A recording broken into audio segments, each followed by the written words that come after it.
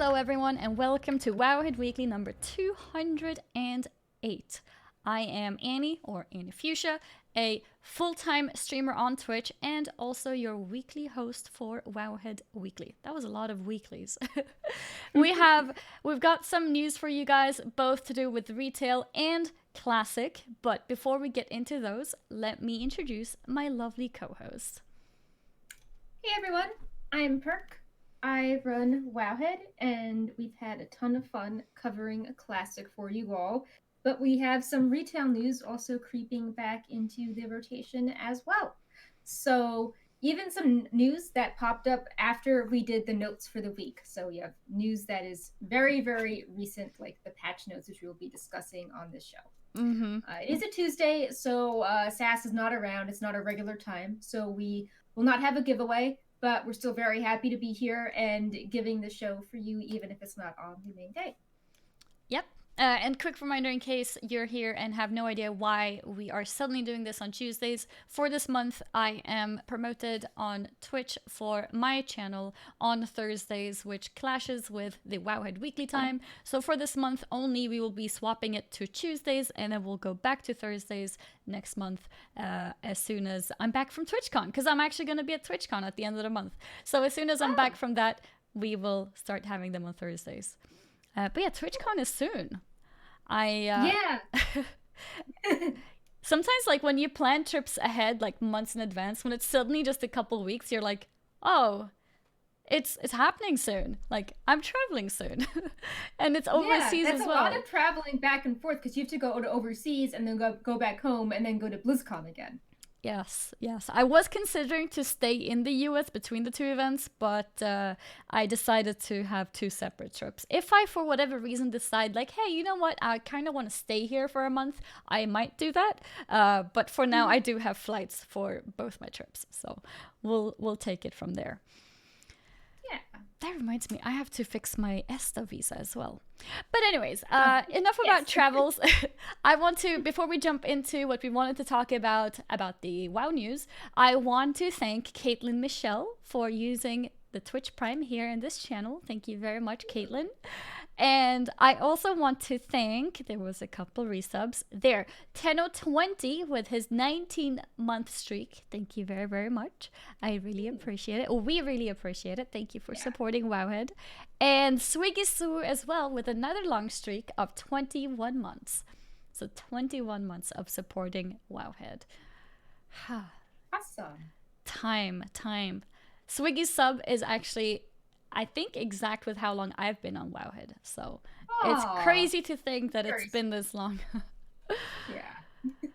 But yes, so let's jump into the latest news first, because these news popped up as we were working on the prep for the show.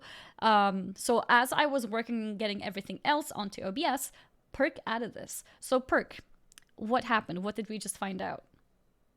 So we got the patch notes for 8.25, and normally we get these very soon, right before there is a major patch that is coming out. But I still think we're a little bit off from the patch, which we can talk about. And it covered some obvious things like the 15th anniversary event, party sync, the revamped recruit a friend rewards, the honeybee mount, the end of the war campaign, which we data mined last week, and then some things which we didn't really know about that were coming, like the Black Market Auction House is getting new mounts coming. The Lunar Festivals are getting a quest, so the crowns can be transmogged year-round. The Demon Hunter Helm is being nerfed for 110 players. And the mercenaries no longer benefit from enlistment bonuses, which is curious. So we just basically got that good old patch summary, but normally we get these right before a patch goes live, but I don't think they're coming right now because Classic is super popular right now. So that was quite a few new things that I wasn't aware of. So Demon Hunter Twinking is kind of being nerfed, I guess? Yeah. The Radon's Cascading Eyes can now only reduce the cool beam of I-Beam by up to a maximum of 20 seconds per cast of I-Beam. Interesting. So Well, I guess it yeah. was kind of already obsolete with the XP nerf that happened because most Mhm. people who were twinking were doing it for leveling boosting, and that's not really Yes. possible anymore. So I guess this coming now isn't that big of a deal. It would have been a lot more upsetting back then. Another interesting one is Black Market Auction House. It doesn't seem like they're giving any details on what mounts will No. be added. They just said new enchantments, transmog gear, and mount listings have been added. So I Interesting. don't know. I mean, are illusions going to be added to the black market auction house? Mm-hmm. I'm trying to think of what transmog gear people would care about. I mean, we already have tier three. Yeah, is there any Um, other transmog that is sought after? I don't feel like there is. I don't know if maybe LFR recolors they would add. Like you can solo it, but it's like a less popular Root. tint. Maybe they could Yeah. also add the cloaks from the tier 9 trial of the Crusader chests, perhaps, because the Mm. 45 and 50 chests had the weapons and capes that had unique appearances to them. So Mm-hmm. maybe that stuff. But yeah, I was very surprised to see that. Yeah, same. It's going to be interesting to Uh, see if it is going to be transmog mounts and enchantments that are now unavailable, or if it's simply putting more mounts on there that are available but maybe rare. Because I know we have a lot of mounts on there, but we don't have all of them. yeah, I think I'm pulling up the guide right now. I think that there's some weird quirks. For example, uh, oh yeah, so the rusted proto drake, Mm-hmm. which is the Ular, I think 10 mount, is on the auction house. But the black one But isn't. right, and then the plagued proto drake, which is the Nax 10 mount, which you can't get it anymore, but that's on the auction house. But the immortal one, the black one, is not on the auction house. So Mm-hmm. Yeah. maybe they would be those mounts. Do you think it would be upsetting to now add more of those unobtainable mounts? I mean, I feel like in because the 10-man ones are on the auction house, if it was those mounts, I would be okay, I think, with the 25 ones. Mm-hmm. I think when they first added mounts that I had that were otherwise unobtainable, I had a moment of feeling sad, but now that they've already added several of those mounts, I'm sort of just like, okay, well, Same they thing. already added that. Yeah. Okay. I think if they were going to add the mount that you had it, like if they added like a Scarab Lord mount or the Ooh. Crusader mount you got for Immortal Tier 9, I think that would be sad. Mm-hmm. But I think think Crusader mount yeah. could potentially be possible, which could be upsetting indeed, as you mentioned. But I Mhm. don't think they would do Scarab Lord. I don't Right. know. Or it just Yeah. feels prestigious in a different way Mhm. because it's older and it's also such a like it's not a mount from a raid itself. It's like the whole experience of the Right. whole Scarab Lord event, and it comes with the title. So what would that mean? The people who buy the mount on the auction house don't have the title. Yeah, that would yeah. I mean, I guess that could be a way to distinguish the two. People who don't have the title, but only the mount, are the people who bought it. And then people who have it originally are the ones who keep the title. But I don't know. I think it feels a bit wrong. I mean, I don't have it myself, so it's not a matter of me saying that I deserve it and other people shouldn't get a chance. It feels strange if that would be available again Yeah, for plus with gold. Classic coming up, it'd be weird to be like, oh, Oh like the yeah. memes, like, oh, in Classic, I ground out this mount, but in BFA, like everything else, you just buy it with gold. Mm-hmm. So, yeah, I'm look curious what the transmog could be. Yeah. Um, Do you think I know challenge mode they, transmog will come back? oh, that could be cool. That would be interesting. I would not be I'd be a happy fan of that. in this case because I have the ones that I really liked. I don't want it to be back because it feels prestigious to go around and like show it off. But yeah, I think that the challenge mode transmog set could be one of the options actually. Yeah. So we'll have to see what it is, but Mm-hmm. yeah. That's I'm also interesting. looking, there's some tabards that were removed that maybe could come back. Mm-hmm. Um, like I know all the TCG tabards are there, but I'm sure there's been other tabards added that have been removed Mm-hmm. in like Warlords and Legion that can maybe see a reappearance. Mm-hmm. Do you think they Um, want to make the black market auction house a bit more um, mainstream? Almost, I don't think mainstream is the correct word, but a way for more people to be interested. Maybe have some transmog which is only available through the black market auction house. Maybe something Interesting. similar to the recruit a friend rewards, but maybe like recolors of those that are on the black market auction house, just to make more people use it to have more gold sinks. I think that I mean it's people spending their own gold. It's not people spending their cash. So I think I would be okay with that. Plus, I think the black market auction house sort of fell out of relevancy. Mm-hmm. So adding a few notable things to get people to care about it again, and they do actually have a few weapons that only are on the black market auction house. The Arcanite Ripper and Yeah, the that's Sun true. Loot of the Phoenix King. Mm-hmm. Um, and Horde players that, well, I guess never mind. That weapon is not as common now, but also things like the Darkmoon ticket fanny pack to get a bunch of prize tickets. Mm-hmm. And then the Illusion Flames of Ragnaros if you missed the 10th anniversary event. Mm-hmm. So all those things are, I think, I They know are they got still a lot pretty of attention unique. back Yeah. in the day. So Mm-hmm. if they added a few more things like that, it could get people caring about the auction house again. Mm-hmm. Do you think it's important for Blizzard to bring more interest or hype for the black market auction house? Like, is it important that we have reasons for more of these, I guess, gold sinks? I mean, I think it might be good is in light of people thinking that Blizzard only puts cool stuff on like the cash shop with Yeah. Recruit a Friend. Yeah. So if people are feeling sad about a backpack or thinking they have to, play a whole, buy like 12 months of time to unlock everything, uh maybe this can be like a money grind for people that don't want to spend money instead, that instead want to farm gold in game and then get something cool to show for it. Mm-hmm. But I mean, it is a pretty complicated system just to sort of be forgotten about. So that's why I would like to see it continue to do well. Like I remember even in Mist, they were adding quests, like the Brawlers Guild Yes, I recipes would remember. be up there, and then you had to kill NPCs by there. Yeah, I remember. Um, and they keep bringing it into every expansion. So to me, if they're gonna try to keep uh, bringing it into current content, it would be good to keep adding interesting recipes to it. And like I remember, I had a lot of fun in Mist trying to finish getting my tier 3 set, I remember and too. people were Mm-hmm. like very competitive over farming for that and sniping things. Mm-hmm. And so I think that I think it would be good to add a few things to it now and then because people seem to really enjoy it. Mm-hmm.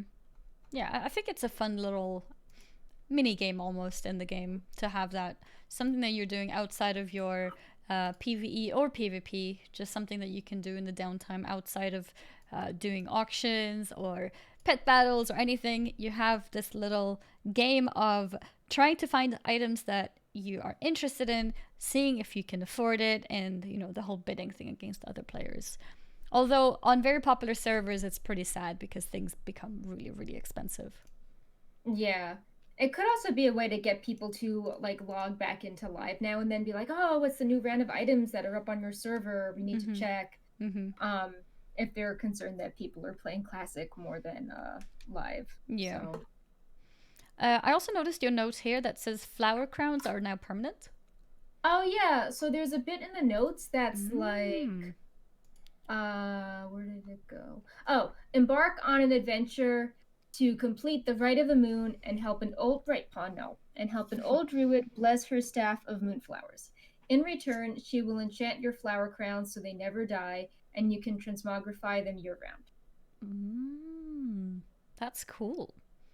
Yeah, I'm curious what the lore will be because if it's an old druid, that sounds like a night elf, and if they're talking about the rite of the moon, we just had the whole like night warrior ritual, in Darkshore. Mm-hmm. So, and the Lunar Festival is such a like Tauren and night elf themed holiday, and they're both in the spotlight with everything Sylvanas is doing. So I wonder if this will uh, I don't know. I wonder if this will like reflect the current state of BFA. If the Mm-hmm. races are like, oh, in spite of everything going on, we're trying to find, like solace in like the in the Earth Mother, and we're trying to celebrate this holiday to hold on to our traditions, even though everything is changing. Yeah. I think it would be interesting. Mm-hmm. For sure.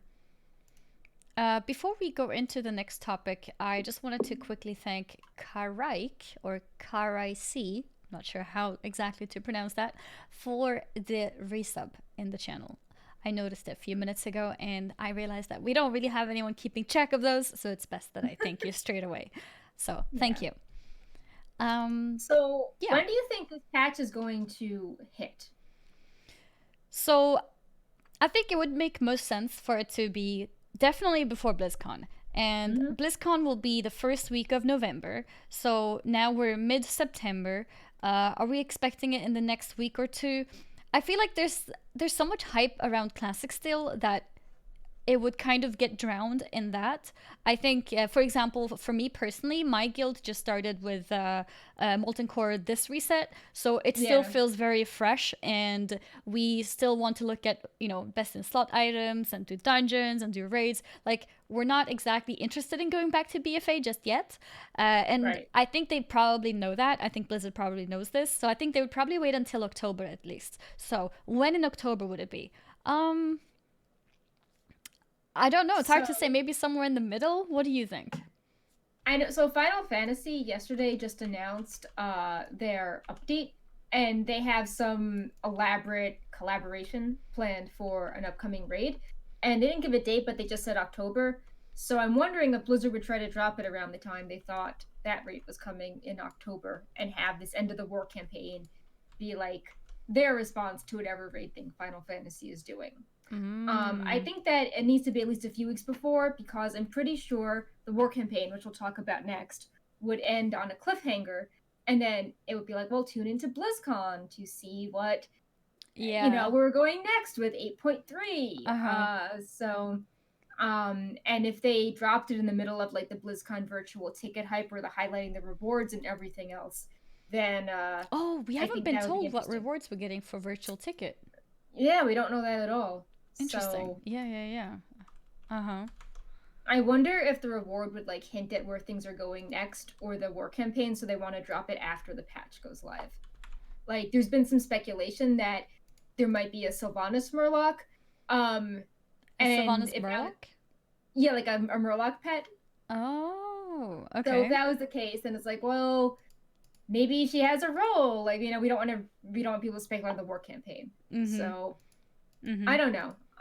But yeah, based on the data we're seeing, uh, lots of people who play WoW are an even level 60 on Wowhead. They're sort of Yep. in the 40 range still. Yep. And the people that are 60 are just getting into raids. Like my coworkers are like, "Oh, I just got my first piece of molten core loot. It sucks, but we Exactly. killed a boss." And it's like, well, Yep. you want to keep running it and get the good loot, and Mm-hmm. yeah, Mm-hmm. Yeah, I think for a lot of people who have been trying to be relatively fast, they're getting their first reset this week. This yeah, reset that's been. I just mm-hmm. realized it's Tuesday. For you guys, it's a new reset. So, Yeah. like last week's reset, I think was the first Molten Core run for a lot of people. And like you said, there's still a lot of people who are in the level 40 range who are still looking forward to being able to do that. So I think we still have a little bit to go, but soon enough.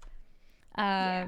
I think it'll settle. Everyone who's trying to level will get to 60, hopefully, maybe before that new patch hits. So, speaking of the war campaign, uh, this is how we learned the war campaign was ending. There was a Yeah, PTR build last week, and when we logged on, it had the new splash screen, and it said, bam, war campaign, lead the charge in the thrilling conclusion to the war campaign with Sylvanas in the foreground and Anduin behind her, and party sync and updated character models too. mm-hmm. And I believe last show we were talking how it seemed that something big was going to happen with the war campaign, because we had that map that was called the Durotar Oh Warfront, yeah, and then we mm-hmm. had the model of Sourfang with him wearing his son's necklace. Mm-hmm. But besides that, there weren't too many details, and some Blizzard employees sounded very proud that they had managed to hide so many details on the campaign, so the end is still a mystery. Oh, they said that? Yeah, they were like, oh, the Oh, revolution will not be data mined. cool. Oh, that's cool. So how do you think this is gonna Oh, end? hmm. I think I'd rather listen to what you would speculate here, honestly. Okay. So let's go with you. So it could go a few ways, but I think it can't, we know it's not gonna be like Siege of Orgrimmar exactly.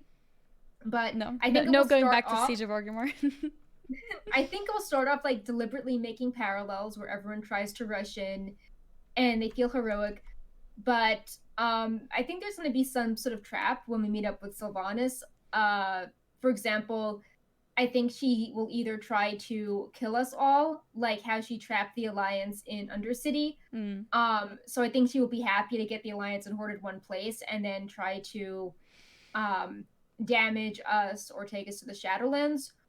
Or it could be a twist where we all barge in, we think we've defeated her, and she does something totally over the top, like, you know, she thinks that she's gonna run out of Valkyr to resurrect her, so she like tries to kill all of us and pulls us all down with her when she dies. So either way, I think it will not Mm-hmm.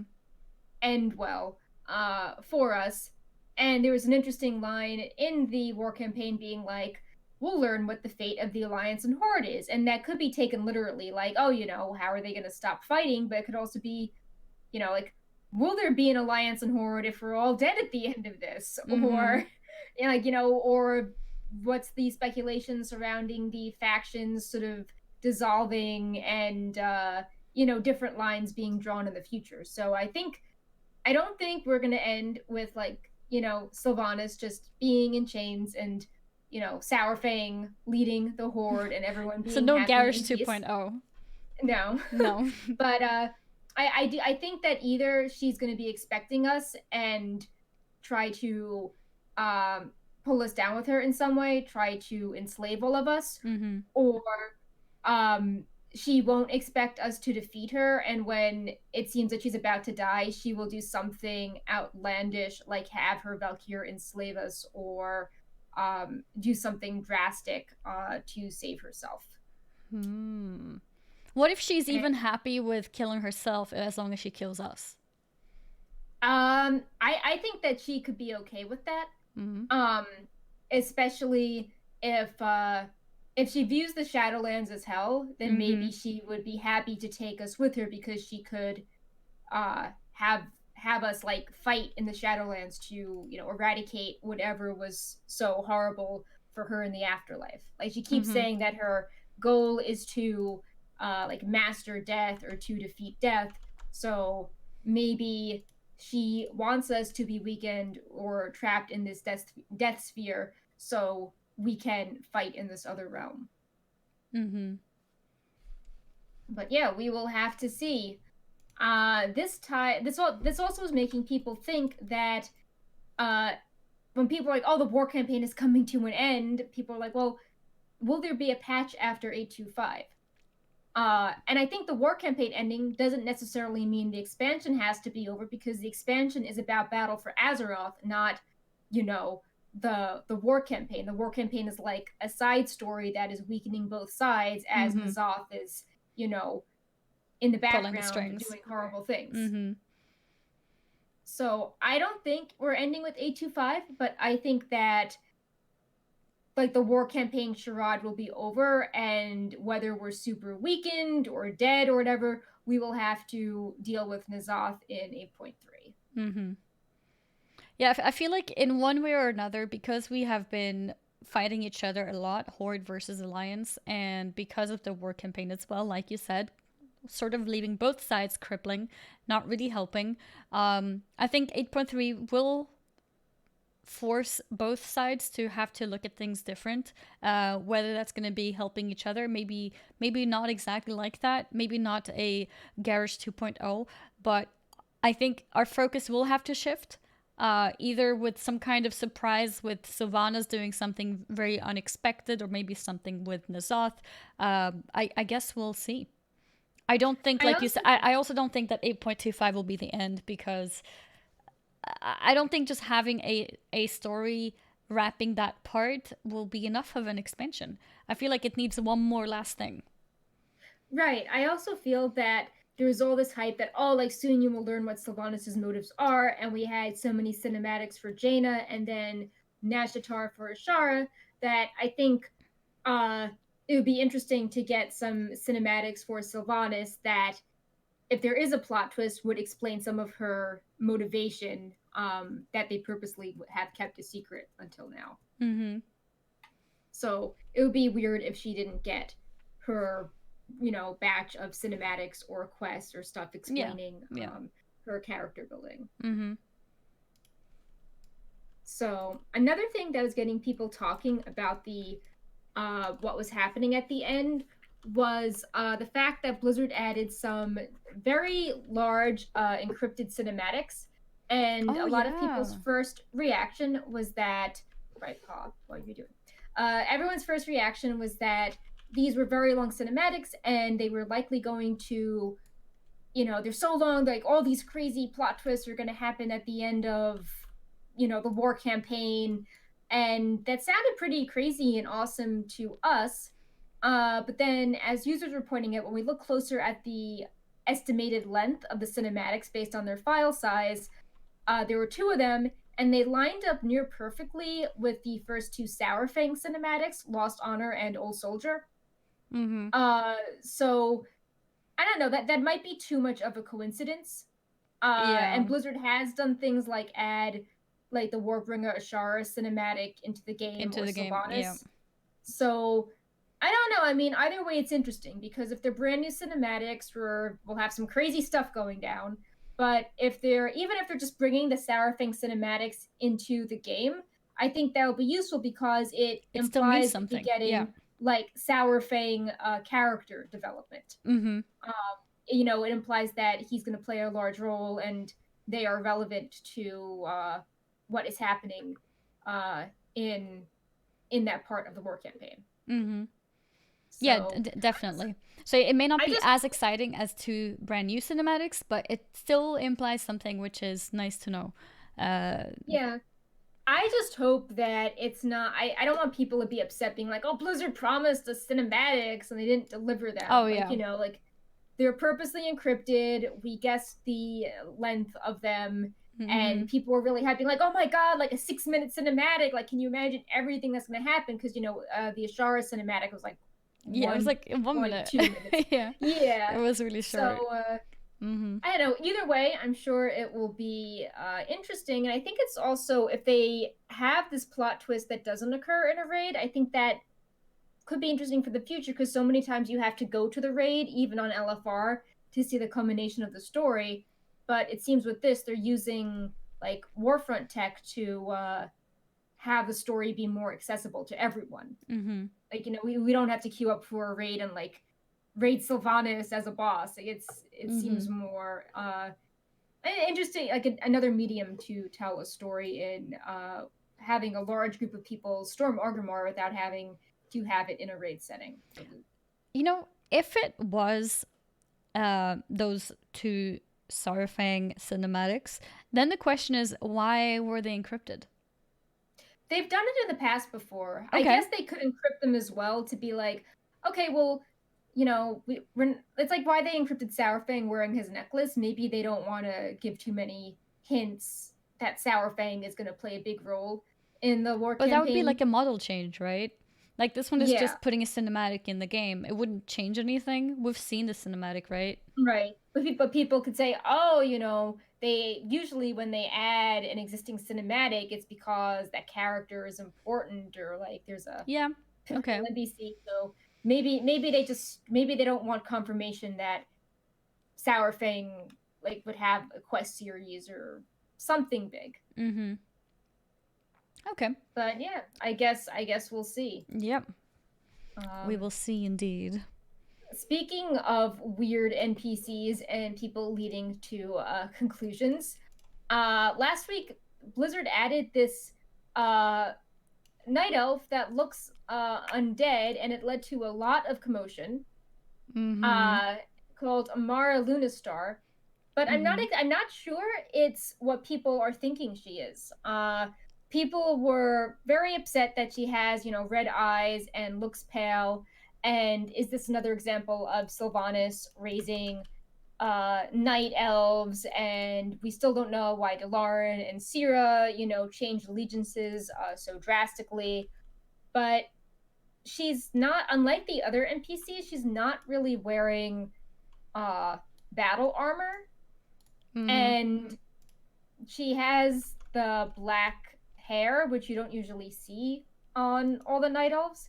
So I almost wonder if she's meant to be like, a vampire, or one of the blood elves, like Blood Queen Lonathel, and maybe is something for Halloween, because she's got the dark red and black dress on.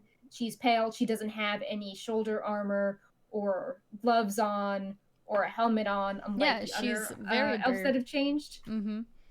She basically just has a robe and a belt. Maybe.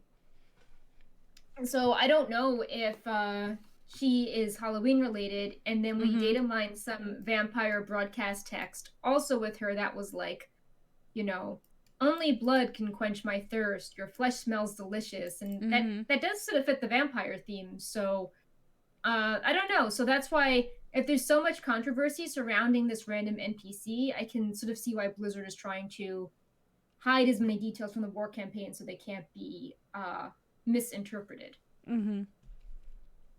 That's true too. Yeah. Having too many wrong stories maybe isn't that nice either. Yeah. The other NPC maybe is related. It's Jennifer. It is a cat. It's a very plump cat. It's one of the cats with the new models. But I think this is the first time you can tame the cat with this model. Her tame as in for hunters? Oh, sorry, not tame. Like catch as a battle pet. Yeah. Okay. Gotcha. Her flavor text is: this cat is known for her lies. Ignore her sweet meows. And it's unclear how you get her, but when you look at her abilities, she has 3 normal abilities, and then she has 3 creepy abilities, which are Tentacle Stab, Foreboding Curse, and Dark Rebirth. Oh. So she sounds like a creepy cat, so there's also speculation that maybe she is the reward. Maybe the Amara is like a vampire pet trainer, and maybe Jennifer is her battle pet that you can win when you defeat her. Because she, like the pet tamers are like lightly armored, so maybe she's a spooky pet that is related to the spooky elf. And Halloween is soon, so we can definitely expect these kind of things to start popping up as well. Yeah, I noticed that Blizzard purposely left out Halloween from the 825 notes. And then so maybe want to keep that as a separate announcement. Yeah, so maybe if they had put Halloween in the notes, people would say, "Oh, when the patch must be before Halloween. Now we know when the patch is coming." So maybe they're trying to keep that a secret. Oh, yeah, I see what you mean. Yeah. But it has to be before. Wait. Halloween is... Well, the Hallow's End is usually... It's usually a bit earlier. Let me see when it was last year. Let's see.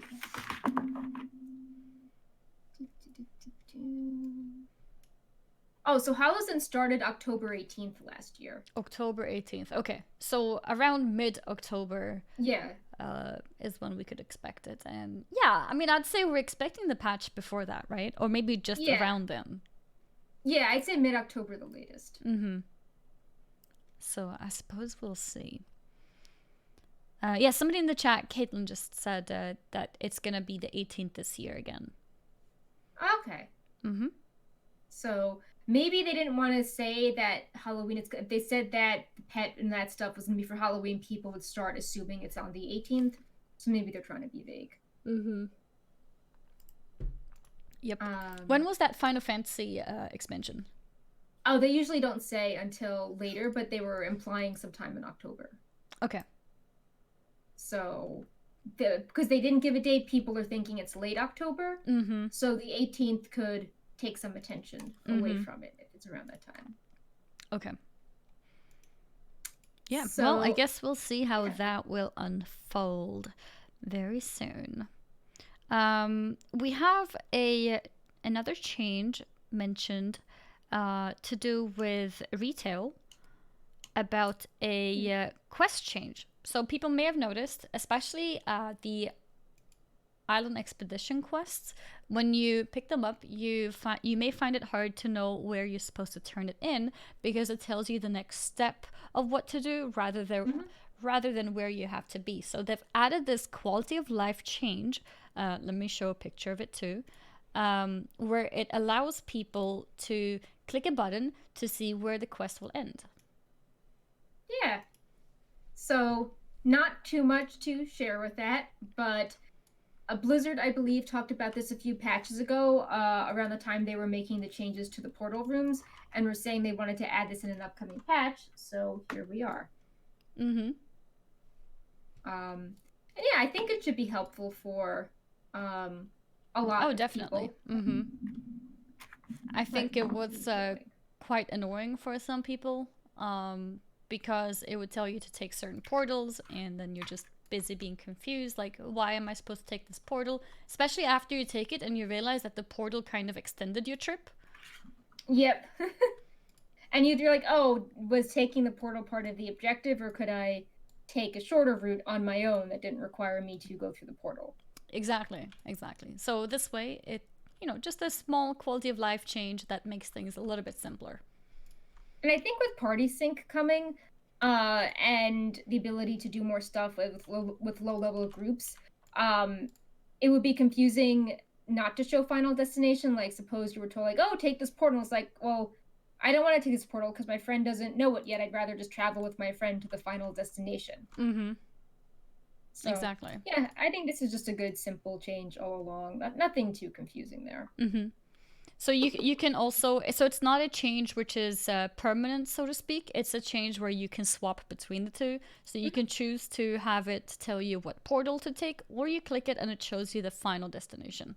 So yeah, whichever way you prefer to play the game. And having options, I think, is always a good thing. Yeah.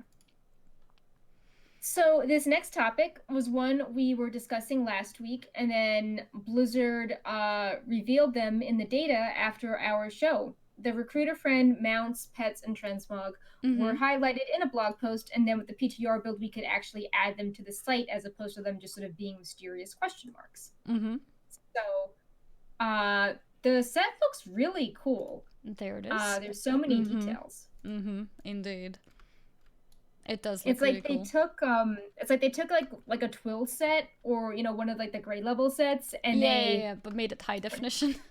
Yeah, which I think is cool because like you don't want to be armored all the time, and this is a cool archaeology RP set. That was also reminding me of Saviors of Uldum, the Hearthstone expansion.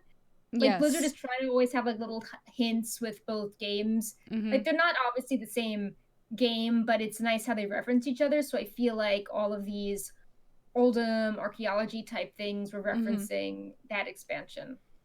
Yeah, no, I like this sort of chill transmog set that you can use for just, even just walking around in Stormwinds. Like maybe I don't want to always look very fancy in my fancy reading gear. Maybe I want to look a bit more chill and laid back, but have more than 3 pixels in my gear. And well, this is your thing then. Role player. Yeah, I think it'll be very popular for role players actually. And I hope to see more of these kind of casual transmogs.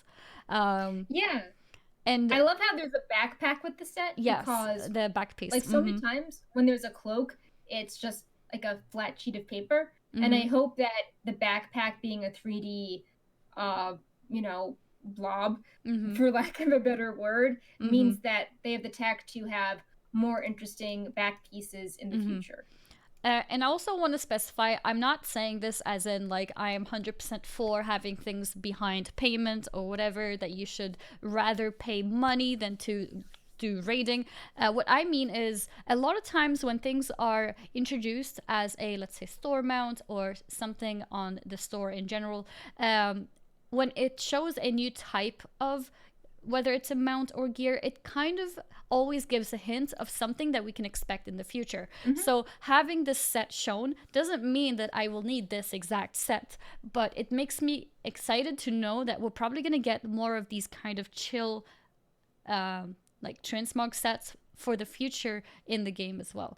And is it right that it's on Recruit a Friend first or not? I don't know, but it's not really the topic that I was trying to get here. I'm just happy to see more of these very chill, not fancy transmog sets look high definition. I think it makes the game look better, and I hope to see more of this in the game as in-game rewards, because of course in-game rewards are a lot more, what's the word? Meaningful And just feeling of reward than it is to buy it on the store. So I'm not excited as in I want more of these transmogs in the store. I just want to see more of it in game. I think it looks cool. Yeah, I also wanted to clarify that Blizzard dumped a bunch of these Recruit a Friend rewards on the behind this paywall, but the idea is that you're meant to actually recruit other players to play WoW. And that's how it's always been. Like, yeah, it's not a new thing. So many mounts and pets, and I believe that if you did the math and added all that up, you would have paid a lot of money for these mounts and pets that were only available with Recruit a Friend. And less people aren't talking about this, but the kicker is that if you were waiting for another sale or you didn't buy them, they're now gone without any notice. You can't get like the Cinder Main Charger or the hippogriff or the pig pets. Like all of these rewards are now just gone, and the only way to have gotten them was if you had bought so many Recruit a Friend copies of the game, or signed up for it. And honestly, I think this model is also better, because this means that you can have one friend who subs for long rather than having to invite multiple friends. And I believe they made it so the person has to keep subbing every month. You can't just like buy 12 months and be like, oh sweet, I unlocked it. Like the person has to be regularly coming back and playing. So, maybe on Black Market Auction House. Yeah, we had that discussion a little bit earlier too. Oh, that could make sense why that's coming. Yeah. Yeah. Those indeed. That's coming back. So that's actually a good point. Yeah, maybe that will make a lot of sense. Very good point. They didn't mention pets though. But you never know. And I know the pig, like I believe the pets before that they were only China exclusive. Yes, they were. So I mean, I could see people being upset, being like, I mean, it was funny when they added them at the time. I don't think people were as upset, but it's like, oh, this China exclusive is only available if I spend money to recruit a friend myself, and then they removed it. Like, that's a whole nother argument people could get into. So I don't know, I'm just a little surprised when people are sort of quote shocked that there are pets and there's a pet and mount and transmog behind Recruit a Friend, when there used to be even more stuff locked behind the paywall and some were regional exclusives. But I do hope there is a way to get the Recruit a Friend items still. Like I kept meaning to always get the hippogriff and I never did, so I would like a way to get the hippogriff. Well, you never know. Then maybe we'll find on the Black Market Auction House. I'm very curious about the Black Market Auction House. Actually, I want to see what kind of stuff. I hope they add Undasta to it. Oh yeah, I could see that. I believe they added the collection of G-Kun, so I could see them adding more of the rare mop ones. Because all of the rare mops ones are there, except Undasta. The 3 others are. I guess we will see what is coming. So Blizzard also announced Party Sync that was coming, and it's pretty straightforward. I believe we've covered this in past shows. Basically you sync up with your friend and your level is temporarily adjusted, and then you can quest with your lower level friend and have the same phasing as them, and you scale down so it's not like you're some OP max level character in a dungeon. But there was this one line that was confusing me, which I don't believe has been tested. And it was, to help you help your friends, we've created a brand new RAF panel in-game to help you know when to expect your next reward and give you access to Party Sync. The RAF panel also lists special activities available to players who participate in the program complete these in-game challenges with your recruits to earn even more rewards. Yeah, what is that supposed to mean? Yeah, they had no picture of this, Mm-hmm. and I don't know what that means. Like, if you play enough, do you get the equivalent of a month of game time? By reward, do they mean like a crate that could have a mount or pet, or is it just you get, I don't know, like an experience buff on your all? Like, it's very vague, Yeah, and it is very vague. yeah. Sometimes the Swedish comes out. Yeah, it's So, gonna be very interesting to see that. Maybe if you do a certain number of quests together, you can, like you said, maybe unlock more XP gained right. for a certain time, maybe for an hour or something. Yeah, it's just, they didn't. I hope it's not buggy because they didn't test this because I guess they wanted it to be a surprise. Mm-hmm. But as we've seen with lots of other things, when things aren't tested, hilarious, unexpected things occur. Mm-hmm. So I hope this goes smoothly, especially if you dangle like the carrot promise of more rewards in front of someone. Mm-hmm. There's a picture here So, to show you guys how it looks like when somebody invites you to party sync. mhm. So you can decide to accept or decline, of course. And once you are in the same party, you can see your quests in your quest log and see how certain quests will have a little note saying that you are replaying this quest, as in you've done it before, but you can do it again just to be able to quest together with your friend. Yeah. So I think that's about it with the BFA news. Yeah. I don't think anything has popped up since we Mm-hmm. started the show, which Mm-hmm. is good. Mm-hmm. We haven't gotten any BlizzCon updates since last week when we got the key art of Sylvanas, so we don't know any, rewards or in-game goodies, stuff like that. There's been a Mm-hmm. few sales, I think maybe to move out some of the old merchandise to make room for the new BlizzCon merchandise, but yeah, it's been very quiet as far as what we can expect with BlizzCon. Mm-hmm. So, Yep. on that note, we have some classic updates Yeah. Let's to jump share. into classic. Yeah. So, the topic everyone has been talking about is Yeah. that uh, there was an exploit which allowed players to farm the last boss of any classic dungeon without having to clear earlier mobs in the instance. Blizzard has announced that they have a fix and they deployed the fix. And if you were abusing the exploit, you were getting a punishment. So this meant that you could farm Dark Master for things like Robe of the Void, or Balnazar for True Faith vestments, or Firebrand Pyromancer for Robe of the Archmage or Greater Fire Protection Potion. Mm-hmm. So a lot of players were like targeting their best in slot gear, or they would get the recipes, and then the auction house would then be further messed up and out of whack on their servers. So Mm-hmm. Blizzard addressed this very quickly, and because you had to do a very specific number of things in order to get the exploit to work, it wasn't just like a one-time accident. If you kept doing this over and over, you sort of knew what you were doing. So that's why they were issuing the punishments. Mm-hmm.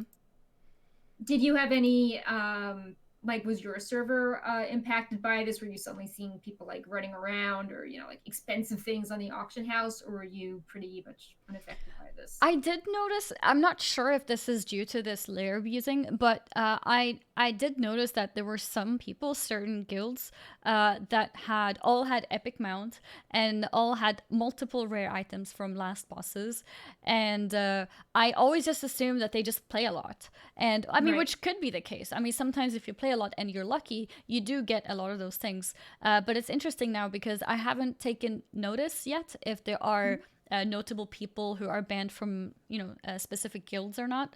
But it's very interesting and good to see that Blizzard is taking action. And I've seen some screenshots of people getting banned for a month, and I think for some people it's several months as well. I guess they must have abused it a lot.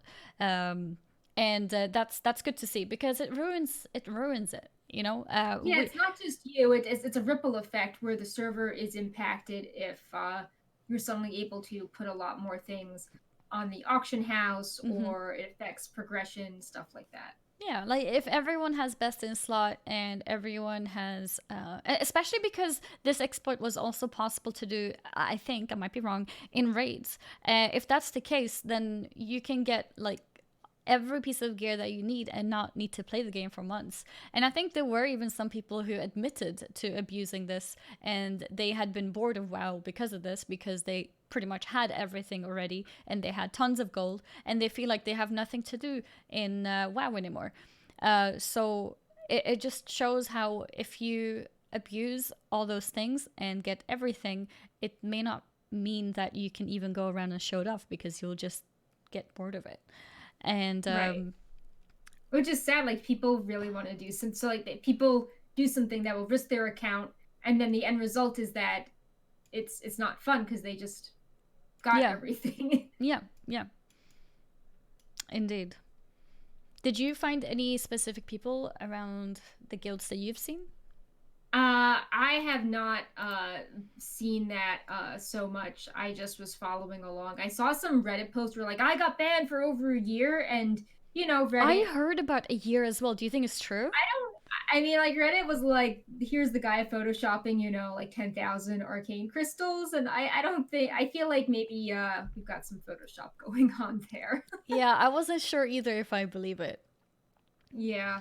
But I think Um, a rollback, so taking the items away and giving them at least a month ban, I think is worthy. I think that's Yeah, good. like rolling back all the crafted items they would have stored ups, because even if they got unbanned, they would suddenly have all these useful materials to flood the Mm-hmm. auction house with. Mm-hmm.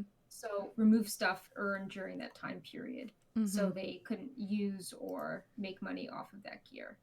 Mm-hmm. Then that can be kind of complicated too, because let's say you're a person who has a profession and then you're selling the pattern that you were able to farm like that, and then someone on the server now has an item, whether it's a crafted BOE or some other item. How do you fix that? Like you can't, can Blizzard just Yeah, take it's the really crafted item messy. from the buyer who had nothing to do with the Right, and like exploiter? what do you do? Like give the buyer their gold back? Like it's Yeah. So I materials. feel like some of these people will get away with something simply because too many people are involved, too many innocent people Yeah. are involved with like trading and stuff. Yeah, and that's a shame. Like it goes back to the ripple effect. It doesn't affect you. It starts impacting the economy and other players that interact with you. Mm-hmm.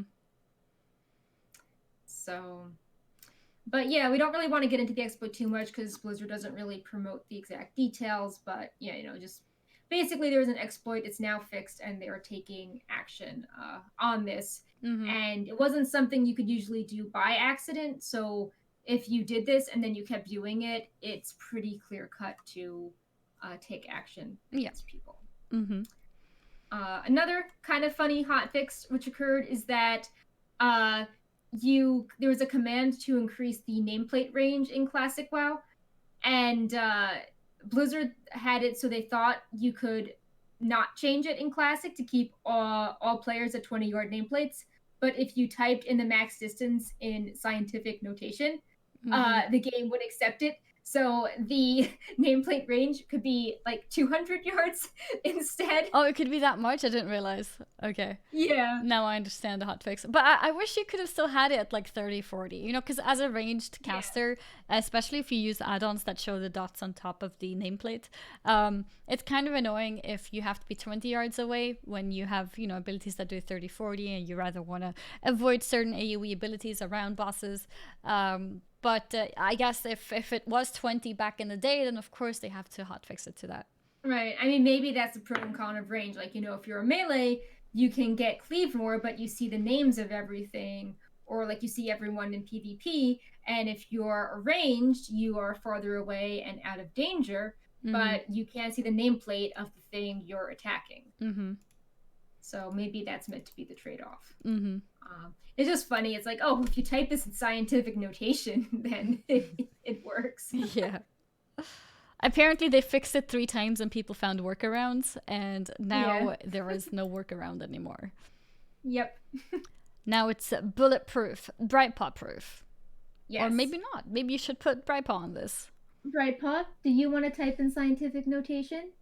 He's staring at me. I still have my I don't have my Jaina unpacked because I need to redo the wall here to put her. So the box is next to the desk, and the box is the same size as the desk, so he can just walk from the box onto the desk, and he's sitting on his little Jaina box island right now, staring at me. Aw, so cute.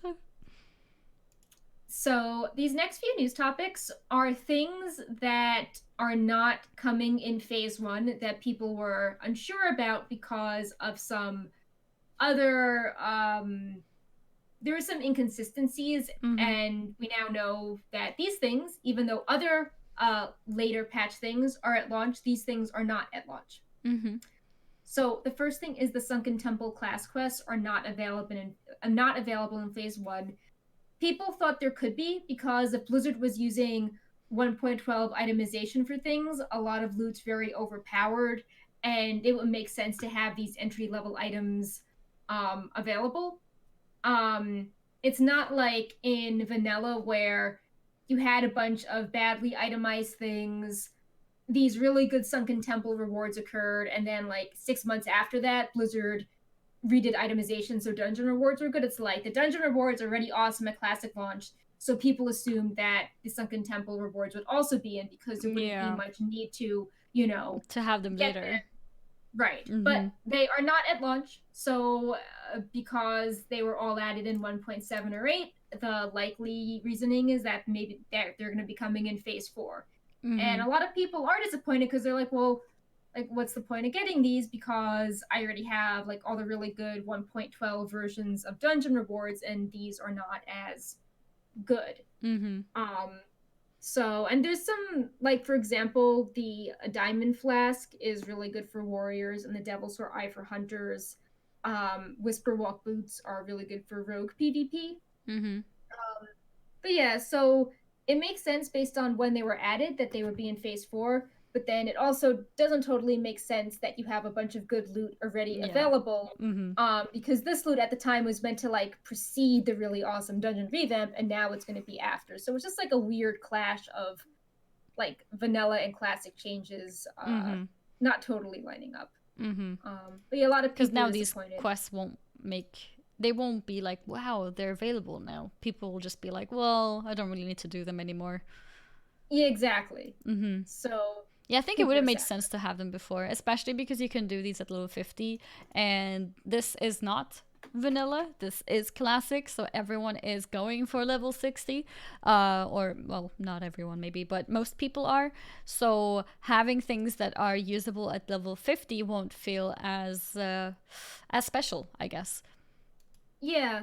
Another thing is that there are some things from later patches that were available at launch. For example, there's a Hinterlands quest that rewards the Rune of the Guard Captain, and that was added in, I think, 1.6, I believe. Mm-hmm. So people are saying, oh, well, if this, really good pre rate best in slot trinket got moved up from, like phase 3 to launch, why are these sunken temple items also not moved up to launch? And Mm-hmm. there's even things like patterns that dropped in Scholomance starting in patch 1.9 that are available at launch, like the bag from Jan Disbaroff. Mm-hmm. So a lot of people were just confused why the Sunken Temple stuff was delayed like Mm-hmm. that. Mm-hmm. Another kind of weird quirk was that so in 1.10, aka Phase 5, Blizzard made a lot of the dungeon loot better with new itemization and then added more drops. Mm-hmm. But then, as a weird side effect, they swapped around a lot of the loot sources in Blackrock Depths. So, for example, Hand of Justice went from Angerforge to Emperor, while Force of Will went from Emperor to Angerforge. Mm-hmm. So right now we have all these items using their 1.12 itemization, but using their pre 1.12 sources. So I know a lot of people were like, "Oh, gotta do my Emperor run for Hand of Justice," and it's like, no, like Hand of Justice is from Angerforge because that's how it was at Vanilla launch, even though all the loot is using their like end of Vanilla itemization. Mm-hmm. So that's like another weird mix, and there's some really weird ones like the That must have been Lightforge so gauntlets. complicated to plan out for people at Blizzard as well, because of Yeah. like certain things changing over time, over patches, but then certain things needing to be available from the start, having a clean game, etc., etc. Yeah. Yeah, like the Lightforge gauntlets used to be BOP and have different set bonuses, and currently in their current state they are BOE because that's how they were in 1.12. Yeah. But they're dropping from their original location, and it's really different. Lightforge gauntlets are the only tier 0 item that drops from Blackrock Depths from the Emperor. And then in 1.12, it was moved from Blackrock Depths to Timmy the Cruel in Stratholme. Mm-hmm.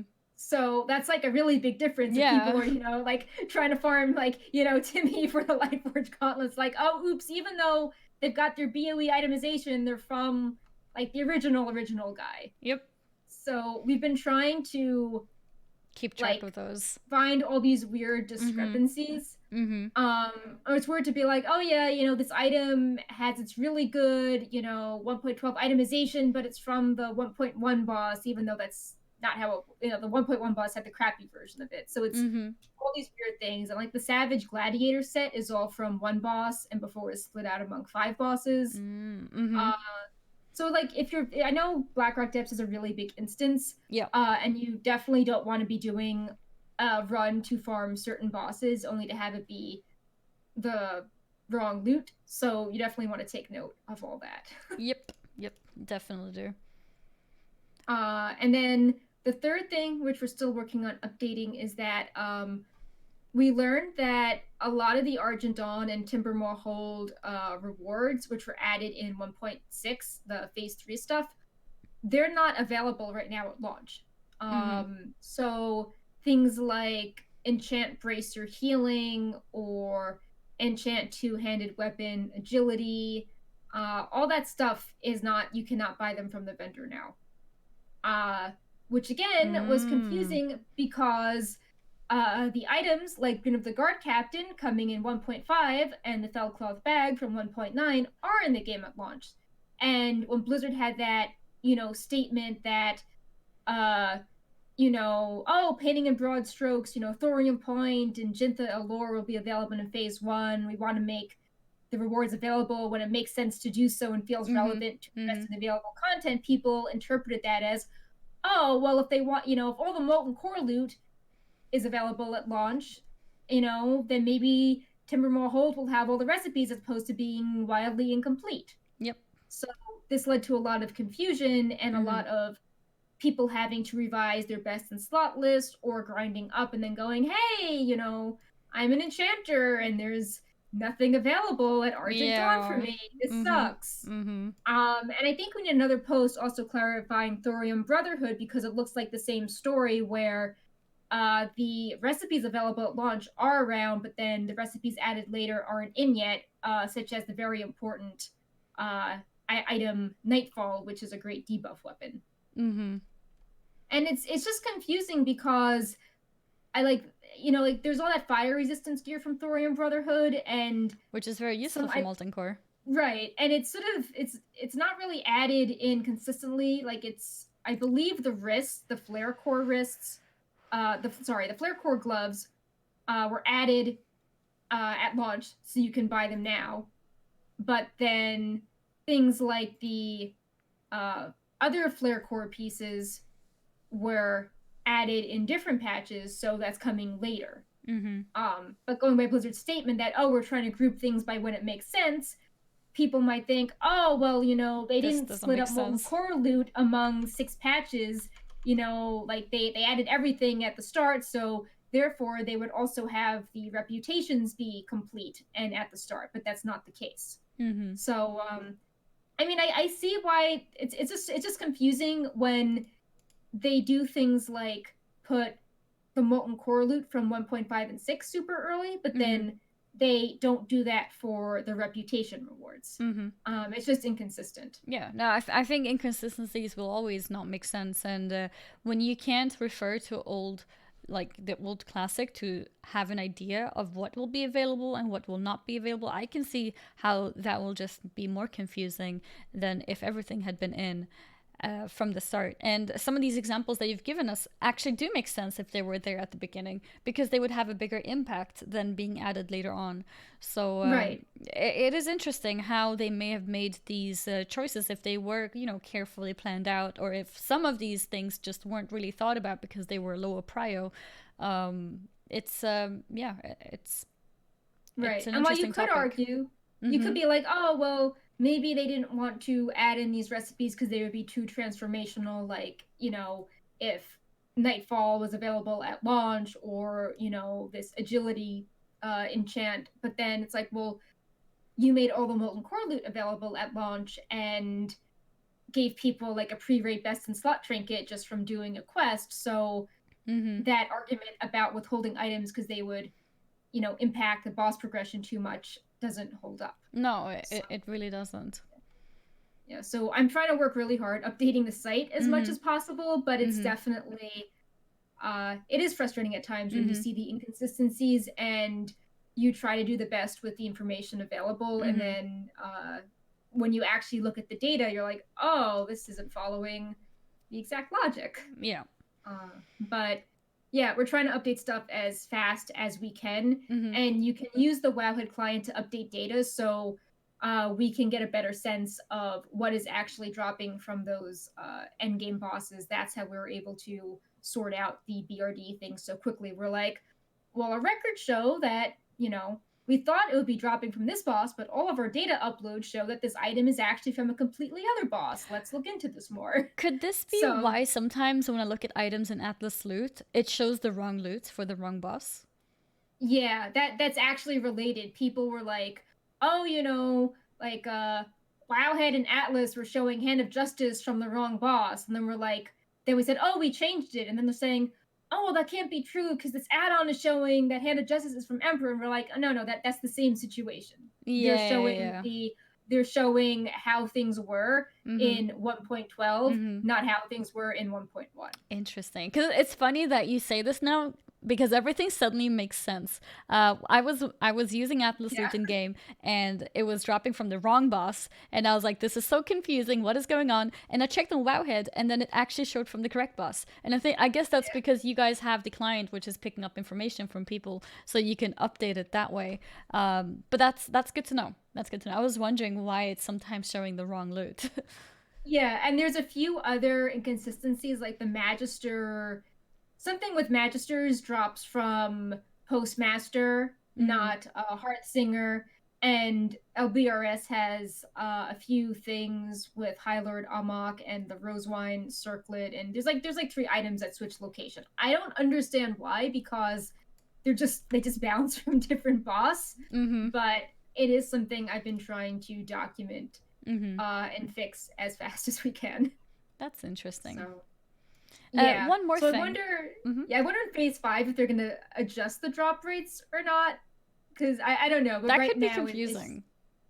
yeah. I mean, it's really funny when you look at the Wowhead page because we have the Thoughtbot comments, and it's just people panicking for months, being like, "I don't know where this drops anymore. Help!" It's like, oh, Oh, like because it we're happened a letting lot that back then too.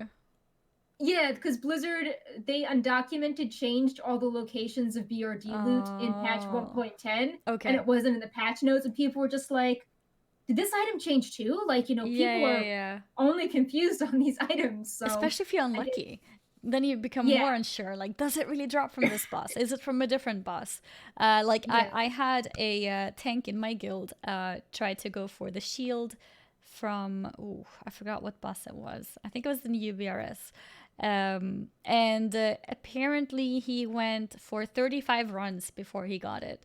And according to, I don't remember what website it was, if it was Wowhead or somewhere else, it was supposed to be a 35% drop chance. And it took him 35 runs. Like, how is that possible? So at that point, I could imagine some people becoming a little bit unsure. Like, maybe it just doesn't drop from this boss anymore, or like, what's going on? So it's nice to have some live data from people to keep things was updated. it the Draconian deflector? Yes, that's it.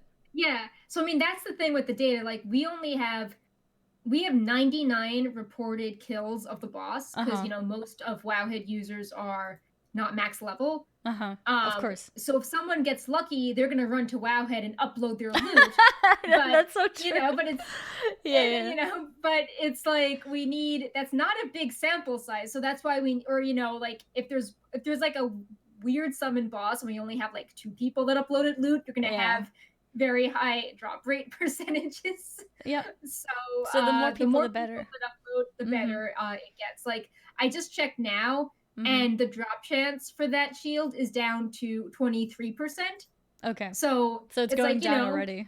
Yeah. It's going down because it's not like, oh look, the first guy that killed UBRS and got loot, all showing 100%. 100% drop rate now. It's getting better now. Yeah. No, it makes sense. It makes sense.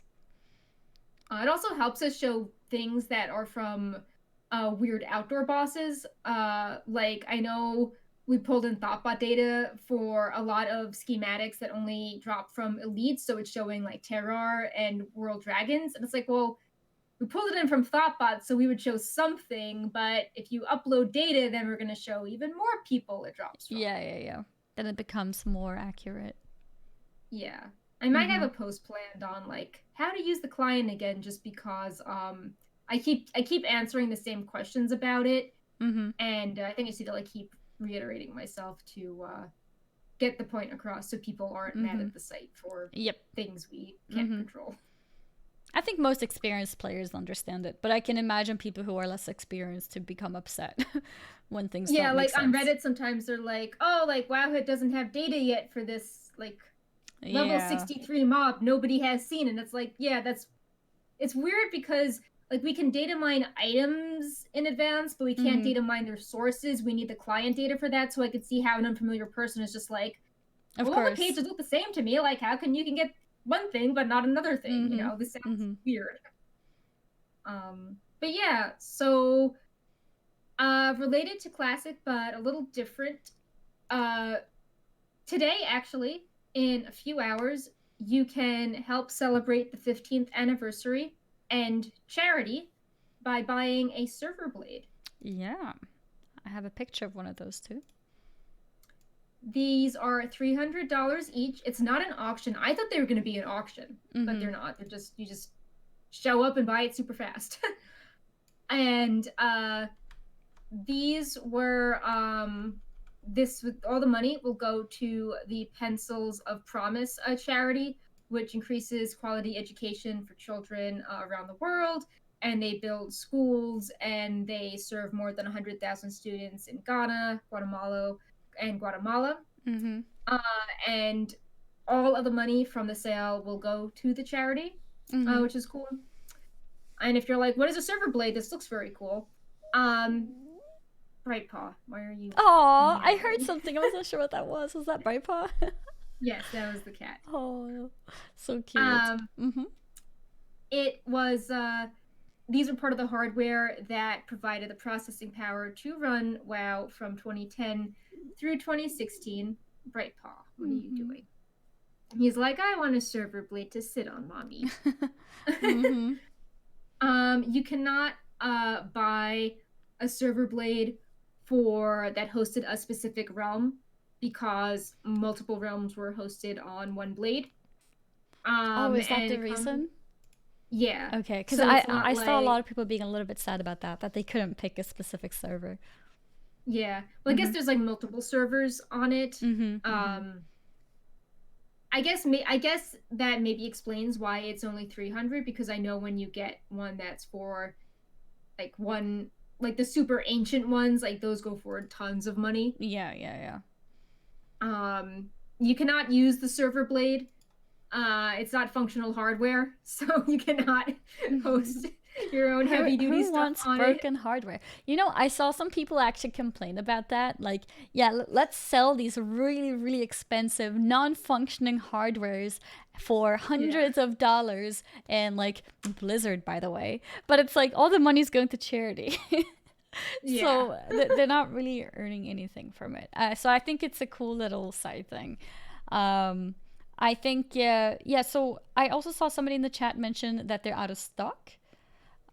Because 2 waves of sales, Friday, September 13th at 10 a.m., so that already took place. And Tuesday, today, at 5 p.m., which is in 2 hours and 30 minutes. There you go. So that's when you can get it. So, yes, they will be out of stock, and then, set an alarm, and they will be back in stock. Is it true that it's US only? It's only on the US Gear Store, yeah. So okay. You need to buy it through the US Gear Store. Okay, so you could probably still buy it, but okay, gotcha. It's also like, I forget if this was out last week or not by the time we did our show, but the September print was up of Illidan, and that's only something that you can buy from the US Gear Shop as well. So if you've bought a piece of collectible art and you're not in the US, use whatever workaround you did to buy this. Yeah, I think it's the case that basically means it'll just be sent from the US, which might mean custom charges, worst case scenario, but hopefully you'll not have to pay extra for that. Yeah. I think it was good though that it just was a flat amount, because I know a lot of my friends were like, "Oh, we'll be an auction. I'm not going to win this." Oh yeah, and that's true. I know a few people that actually did buy the server blade, so that was cool. Like I think Sass got a server blade. Yeah, no, that's a good point as well, because if it is an auction, then only the people with tons and tons of spare money would have a chance, because everyone else would just be like, well, I can't. No chance. So yeah, I guess that's a good thing. Although at the same time, having it as an auction would have meant more money to charity, but yeah. It's like pros and cons. You also don't know if someone would like, I know sometimes with charity, someone will like troll and do a big donation or an amount, and then the amount, gets rejected for whatever reason. Oh, and then it's complicated. Yeah. Yeah. So maybe just having it be a flat amount that can be verified and taken out instantly. Good point. And Blizzard can also host this on their gear shop, but I don't think they can hold auctions, so they would have to go through it would be a lot more complicated, yeah. And then that party would get a cut of the proceeds versus all of it going to charity. So maybe this was just a nice sort of very simple, direct thing to do to make an impact. Yeah, I think it makes sense. Very clean way of going about, for sure. Yeah. So that's about it for the news. If there's any questions, we can answer them. I can also talk a little bit about what we've done on Wowhead since last week, and talk about some things which aren't yet on the site that will be on the site very soon. So we've been working really hard on our dungeon guides. Quissy has added dungeon walkthroughs for every dungeon. We just finished yesterday, and I've been going through and adding notes on like what are the notable best in slot items from all the dungeons, so you know which ones you really want to target, and adding notable profession things like, oh, there's an alchemy lab here, or a recipe, stuff like that. We've also really expanded all of our gold making guides, so we've got guides coming really soon for fishing, cooking, and mining. We made a bunch of class overviews that for some reason show up very highly in Google, so that's awesome. Good. Maybe you found those via Google. Yeah. But basically explaining things, like what is energy, what's shapeshifting for a druid, things you won't necessarily see in a class guide, but it's just like, which class do I play? Well, maybe check, these overviews out. And the really exciting thing is we just put these live. We haven't made a post on them yet. We have Molten Core strategy guides, a page for every boss.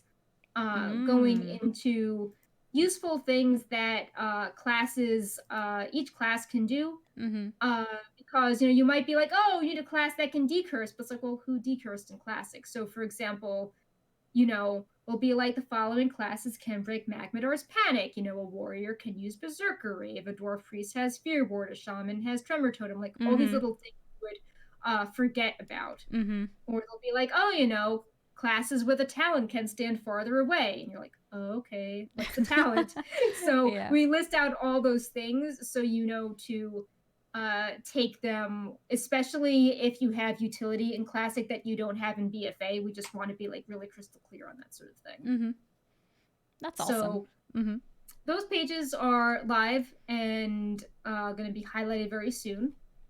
And let's see what else. We've also been improving our leveling guides. We're adding sections on what to do before you hit level 10.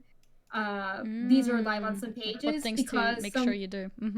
Yeah, because people were like, oh, you're saying that swords are really good for rogues, but, like, I can't use a sword. And it's like, oh, yeah, no one can actually use a sword before level 10. Yeah, So, yeah, what should you do? Or I'm a hunter, and yeah, you're talking about the pet, but I don't have my pet before level 10. yeah. Mm-hmm. So we've been trying to explain some of the very, very basic stuff because we know that a lot of people that don't have time to play or are taking a break that are kind of shy to talk and use Wowhead Mm-hmm. uh, also use these guides. Mm-hmm. For sure. Because Um, and you might not even be a new player or anything. You just don't know because it's not a class that you have played. So you're not sure how you're supposed to get your first pet. What quests are you supposed to do for that? Because you're kind of used to just creating a character and you have a pet. So I think yeah, it makes perfect sense that some people have to ask, but don't want to. So what they do instead is check on Wowhead. yeah.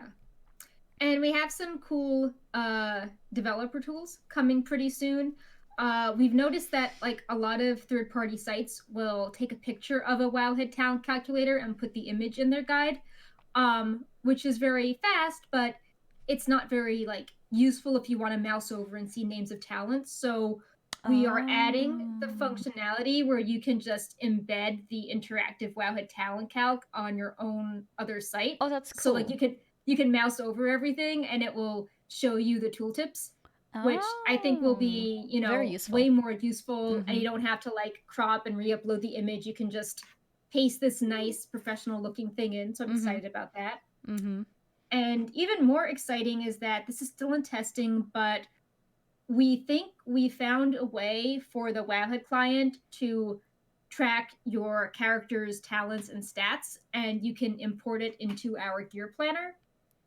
So there's no like official Mm. API on Blizzard, but we think that, you know, if you use the Wowhead client and then you import and save your character, you can then, have this character profile and link it to your friends, being like, oh, like this is my Molten Core setup, or like this is my PvP setup. So we're Mm-hmm. really excited to get that going to have some sort of character system. Mm-hmm. And then from there, we're also getting it to work on our quest completion tool. So if you Mm. have your character synced up with Wowhead, we will tell you, you have like 10 more quests to do in Fellwood, and these are the Oh, names of that's them, really and good. all that Because good I want to stuff. eventually go for completion. That's awesome. Yeah. Mm-hmm. So that's we've got the basics. Like the client is currently tracking the characters. We're just working on the front end to make sure that Mm-hmm. the site updates properly when Mm-hmm. you actually want to see your character. So But it's will coming you? along. Yeah. Go ahead. Good. Go ahead. Sorry. I was Yeah. gonna ask if it's gonna be possible for anyone to search your character once you've uploaded it. Yeah, you can. Okay. Cool. If you want it to be. Mm-hmm. So like you could just upload it and make them private, but when prompted to save, you could be like, Annie Fuchsia level 60 outdoor PvP build, and it will be like a permanent link, and then you can share it anywhere. Or you could save it as like secret warlock, do not touch, and no one will know it's you. Hmm. Okay. So, but But yeah, it's up to mm-hmm. you. Like if you want it to be public, Mm-hmm. it can be public. If Mm-hmm. you want it to be hidden, Mm-hmm. um, That's it useful. can you yeah. Mm-hmm. Yeah. So I could see people using it though. If someone it's like, hey, like what's your talent and gear setup? Someone could just make like a Wowhead link and then just Yeah. Yeah. permanently have Mm-hmm. that there, Mm-hmm. and not have to add everything one by one. They could just Mm-hmm. be like, oh, I'm not going to show you like my setup's on 50 characters, but here's a link for one of them. Mm-hmm. So I'll let you know when it's fully out if you want to like play around and maybe Yeah, I think like I might want to generate a setup actually for that. have some links Yeah. maybe. Yeah, yeah. That sounds like a good Yeah. idea. Cuz Especially because the like extension that pulls in your talents and stats that doesn't work with classic because there's no official API. But I mhm. feel like this could be like a good like A interim good thing where yeah, yeah. people, Mhm. yeah, Like a good so, what's the word? Um like compromise. yeah, yeah. Mhm. Yeah. So you can still keep So track of things to get an idea of yeah, what kind of loot people have or what kind of gear people have. yeah. Mhm. So yeah, so that's basically where we are. We're just uploading a lot of guides and refining them, and then Mhm. also trying to work in Mhm. news posts based Mhm. on what we think is popular, like like what other working specialization do you pick, or what's your pre-raid best in slot for a level 40, or Mhm. what's some good crafted gear you can pick, because like a lot it's actually really fun. I mean, it's not like BFA where you either have to sim something or assume that if it's Titan forged, it's an upgrade. You know, it's just nice to be like, oh, this weird item from Maridon is like really overpowered because it is Yeah. hit, and not everything has hit. So it's nice to sort of find these weird hidden gems or things that don't seem good that are really good, and then do a spotlight on them.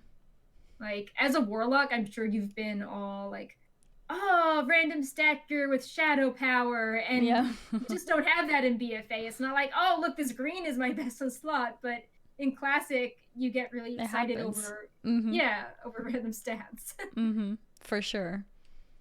And So I think just the whole idea of having different talent sets as well embedded, like that's something that I could even use on my own site for my own talent builds. oh yeah.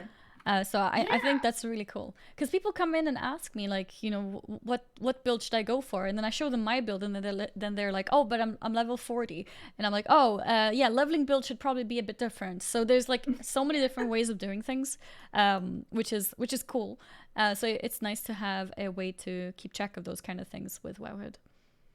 Yeah, we're just like we're always looking at analytics and just seeing like, you know, what are people looking up on Wowhead and how are other people using Wowhead. And I've just been seeing so many like kind of sort of like sad low res cropped images that I'm just like, well, this is a thing people are doing. We might as well help them, you know, present the talent calculator nicely on their sites and Yeah. see if we can improve that for them. Indeed. Yeah, I think that's a great idea. So But yeah, I think this actually covers and wraps up everything that we wanted to cover for today. I don't think we missed any more subs or anything. Hopefully not. And we've also tried to keep track of the chat. So if there's been any questions, we've tried to answer them directly. Hopefully we did it okay. Maybe not as great as when Sass is around and you can poke him, but hopefully still good enough. We tried our best. But yeah, we covered some classic news, we covered some retail news, some other extra things here and there, covering what's going on Wowhead. And I think that will be it for today. Yeah. We even had Brightpaw here today, sitting very nicely on the lap. I'm back. He's sitting on the box right behind the monitor. Baby, come over. I actually did see that question from Cindy earlier, but I forgot about it. Yeah. The Booty Bay fishing extravaganza. What do you think, that's Perk? in phase 5 or 6. Okay. Right, there you go. So probably phase 5 or phase 6 in that case. Yeah. Which is another confusing thing because Blizzard, we had the Harvest Festival in straight phase away 1. And they said the holidays wouldn't be phased, but I guess because this is like a skill-based thing, and you could get more fishing skill, and then maybe they don't want people getting high fishing skill or perks before ZG and the fishing boss. So maybe that's why they've kept it with that schedule. Honestly, I think it should have been available straight away because it's like a fun little fishing game for people who, you know, spend the time fishing instead of leveling or instead of like doing whatever. And there's like so many inconsistencies already that it's like, oh, well, will this really matter if people have their high fishing skill earlier on? I mean, they've already got like better talents and like better itemized dungeon loot and better set bonuses. No, this won't really matter. But yeah, so I guess we can expect that in phase 5 or 6. Before we end it here, we gotta do our high five. Oh yeah. So are you ready? Or before we do this high five, sitting over there and he's just like staring at me like, why is mommy waving her hand? Before we go on with the high five, let's read that last question from Ashelina in the chat. He says, Wowhead Looter app used to pop up to upload my data, but it doesn't anymore. Has that changed or do I need to fix it? Do we have a quick answer for that? We've not changed anything on it. That might be a question for Sass to answer in more detail, but okay. It should just work the same as usual. We haven't really tampered with it frequently. So is there a best way to reach Sass? Discord maybe? Discord or feedback@wowhead.com. With like specifics or screenshots of like, this is what I see or don't see, and I expected that X would happen instead. So the specifics are good. Okay. Yeah, there you go. Hopefully you can get an answer then. And if you don't want to go through the other mediums, you can always come back to Wowhead Weekly sometime when Sass is around. Yeah. Hopefully that is helpful. But yeah, time for the high five. Let's go. Oh, wait, I'm not mirrored now, so now it's this way, okay? Wait, so this is still the correct hand? Yes, it's still correct for you. Awesome. Okay. Okay. Countdown. So, 3, 2, 1. Yes, we did it! Way! Successful high five. His box being yeah, like, Bright Paw, what like, are you doing? This weird human. What is she doing? Yes. Maybe next time I'll join again on the lap. Maybe I'll not. give you a cat treat, Bright Paw, after the show. Aw, yes, he deserves one. Now he's like, aw, I love the human. Right? It's like they're in the same room. Yeah, that totally looked like a legitimate high five. Even sounded like one, for sure. But yeah, we will see you guys again next week. Same time. We will stick to this time for the rest of the month. And then we're back on Thursdays coming in October. Yeah, so until next week. See you next week. Bye. See you guys. Bye. Thank you so much for supporting and hanging out. Yep. And have fun playing Classic. Yes, have fun playing Classic.